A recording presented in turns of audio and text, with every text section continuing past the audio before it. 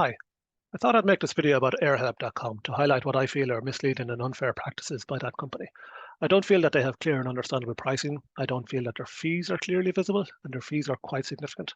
And I believe that their pricing is misleading. I don't believe that their information about the total price of their service is clear. And I don't think it's clear that when you use the service, at what point you're actually submitting a claim and entering into a contract between you and airhelp.com, at which point the airline will not deal with you directly. And you're committing to a 35% fee of the compensation. So in my case, I was on a flight from Europe to a non-European destination.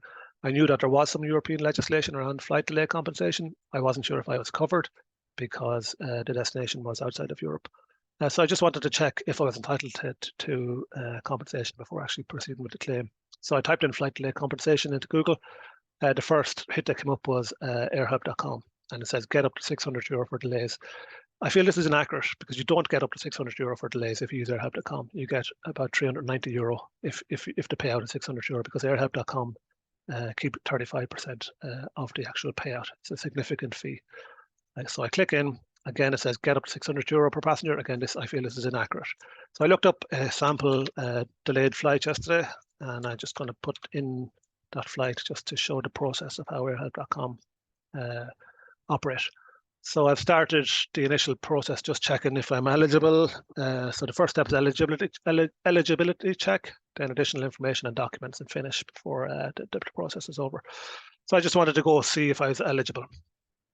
So it asked, had I any connecting flights? No, I didn't. It asked me for the date. I'm allowed to select my flight. My flight was delayed. I'll say it was delayed to 3 to 4 hours, and I'll say the reason was a technical reason.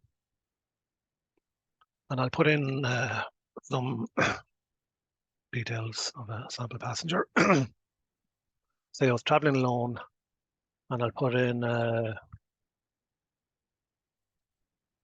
some sample address. Country, United Kingdom.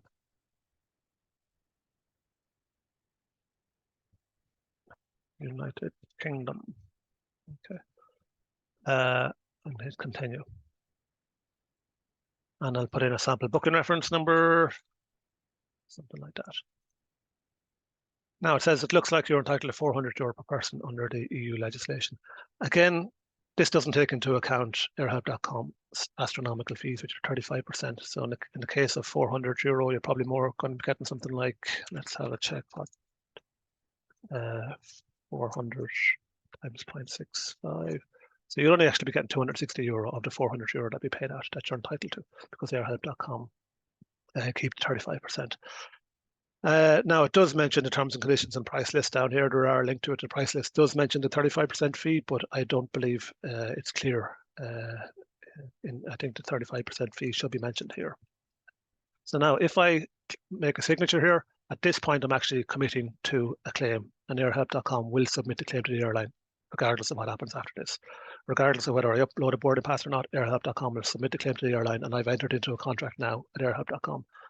I didn't believe I was entering it. I didn't submit anything. I didn't intend to submit a claim. I don't believe I've submitted a claim at this point. It's not clear that I've submitted a claim, but I have actually done so. And in my case, airhelp.com, I didn't upload any additional documents. Airhelp.com requested them, but they also submitted a claim to the airline, and the airline paid out to airhelp.com. And I did not want that. I wanted to deal with the airline directly because I can fill in a form on the airline website and not pay 35% fee. Pretty much the exact same form as I filled in here on airhelp.com. So I believe that's misleading. I believe it's unfair in my case because I'd made that signature. I had entered into a contract with airhelp.com and I had to accept their 35% fee, which in my case was a significant amount of money because there was a significant flight delay and there were 4 passengers in my family. And when I contacted the airline, they said, no, you've authorized a third party and we cannot deal with that. We cannot deal with anybody else apart from that third party. And we will not be responding to further queries on this matter. So I was forced to deal with airhelp.com. I requested airhelp.com refund the airline. They refused to do so, saying that they have a signature from me and 14 days had passed according to the terms and conditions now, and now is in a legally binding contract with them. So I was forced to accept their fees of 35%, which I wasn't happy about, given that I can fill in a form on the airline's website and do the exact same thing and have no fees. So yeah, that's all I wanted to say. I hope you have a think about it or let's see how you feel and let me know in the comments below. Thanks.